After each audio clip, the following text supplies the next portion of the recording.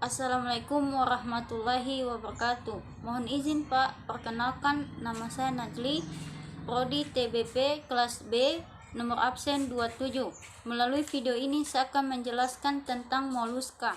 Moluska merupakan jenis hewan bertubuh lunak, mempunyai cangkang, tetapi ada juga yang tidak mempunyai cangkang. Moluska bersifat tripoblastik, slomata, intervertebrata, dan multiseluler. Moluska termasuk hewan hermafrodit karena mempunyai dua alat kelamin, jantan dan betina dalam satu tubuh atau disebut dengan berumah satu. Tetapi ada juga yang memiliki alat kelamin yang terpisah atau disebut dengan berumah dua. Karena itu, moluska bereproduksi dengan cara reptilisasi, yaitu pembuahan sel telur betina oleh sel jantan terjadi dalam tubuh betina. Moluska mempunyai cara hidup heterotrof, yaitu memakan ganggang, udang, ikan, dan sisa-sisa organisme. Jenis-jenis moluska sampai saat ini diperkirakan sudah mencapai 75.000 jenis, 35.000 jenis berbentuk fosil. Jenis-jenis yang termasuk moluska yaitu kerang-kerangan, kiton, bekicot, cumi-cumi, dan kerabatnya. Ciri-ciri moluska yaitu tubuhnya lunak, mempunyai bentuk dan ukuran yang bervariasi, bersifat tripoblastik, slomata, intervertebrata, dan multiseluler. Termasuk hewan hermafrodit, memiliki cara hidup heterotrof. Tubuhnya terdiri dari kaki muskural, massa visceral, dan mantel. Dapat hidup di air dan di darat. Struktur tubuh moluska terdiri atas 3 bagian, yaitu kaki muskural yang merupakan bagian tubuh yang terdiri dari otot, memiliki fungsi untuk bergerak, membor, menggali, dan merayap. Tetapi ada sebagian moluska yang menggunakan tentakelnya untuk menangkap mangsa. Massa visceral merupakan bagian tubuh yang lunak, diselubungi oleh jaringan tebal yang disebut mantel. Pada mantel ini terdapat rongga cairan yang merupakan tempat lubang insang, anus, dan cairan hasil ekresi.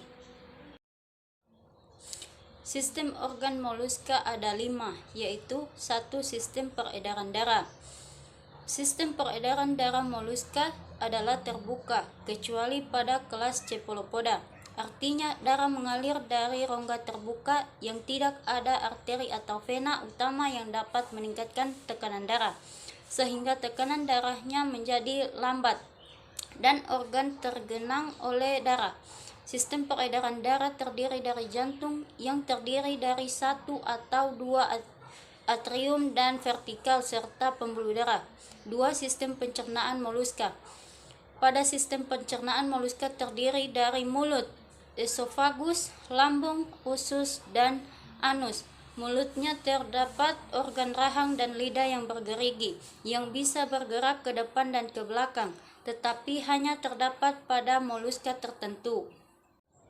Ketiga yaitu sistem saraf moluska, terdiri dari cincin saraf yang mengelilingi esofagus dan serabut saraf lainnya melalui penyebaran pada cincinnya untuk mempersarafi bagian-bagian organ. Keempat, sistem ekskresi. Sistem ini berupa nefridia yang berperan seperti ginjal, yaitu mengeluarkan cairan sisa metabolisme. Kelima, sistem respirasi moluska. Pada sistem ini berbeda-beda tergantung habitatnya. Bila hidup di air, maka yang berperan adalah insang, dan apabila hidup di darat, berperan adalah paru-paru. Tetapi bisa juga terjadi pertukaran udara melalui mantel yang berfungsi mirip dengan paru-paru. Filum moluska diklasifikasikan menjadi 5 kelas, yaitu 1. Kelas Amphineura atau disebut juga kiton. Kiton banyak ditemukan di laut dan larva tercover, menempel pada batuan dengan melingkarkan tubuhnya. Hewan ini berbentuk simetris bilateral, kakinya berbentuk memanjang, mempunyai ruang mantel yang mengandung insang. Permukaannya dorsal, tertutup oleh spikula berlendir dan bersifat hermafrodit. Pembuahan dilakukan secara seksual dan dapat dijadikan sebagai bahan makanan. Contohnya adalah Cryptotion sp. 2. Kelas Gastropoda atau hewan berkaki perut.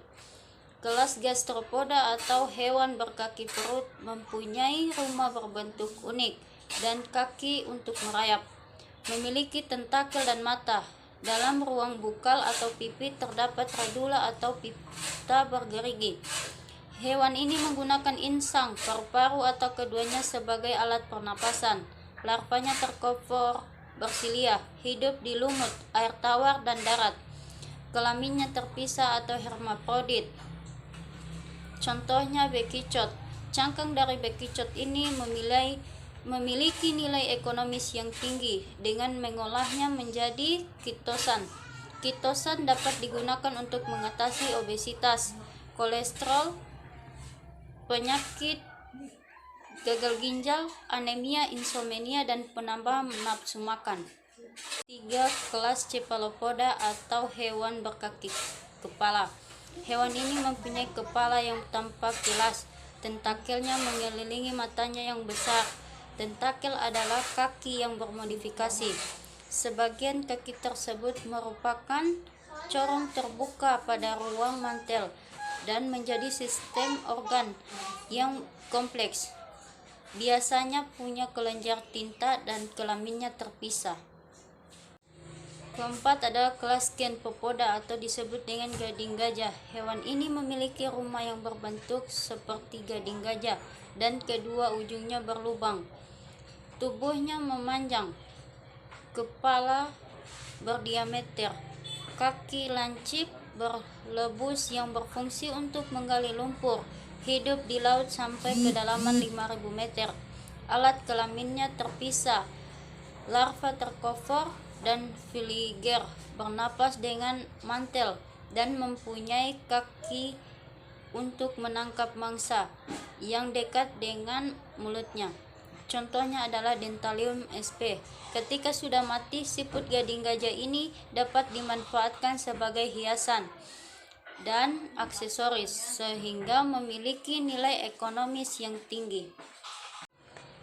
5 adalah kelas Pelecypoda atau hewan berkaki pipi. Pelecypoda merupakan moluska berkatup dua atau pengapit, sehingga tubuhnya tertutup antara katup kanan dan katup kiri yang terpaut di bagian dorsal. Kepalanya tidak tampak, tubuhnya pipi, serta kakinya berotot, dan pipi ventroteral berfungsi untuk menggali lumpur dan pasir. Kelaminnya terpisah dan berkembang melalui larva. Sistem pernapasan dengan lembaran-lembaran insang. Dengan sistem pencernaan dimulai dari mulut, esofagus, lambung, intestinum, dan anus. Contohnya adalah tiram sp.